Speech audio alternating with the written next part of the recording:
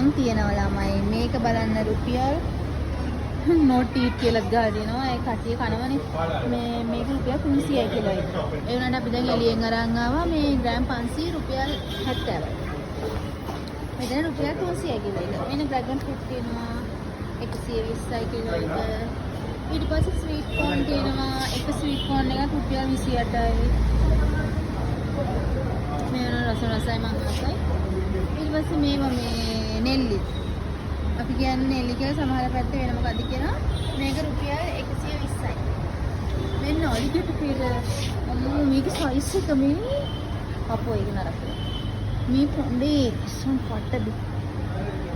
මේක රුපියල් අම්මට ශ්‍රී 240ක් වෙනවා.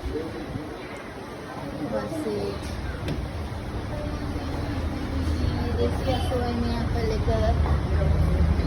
මේක ගන්න පුතේ 180යි.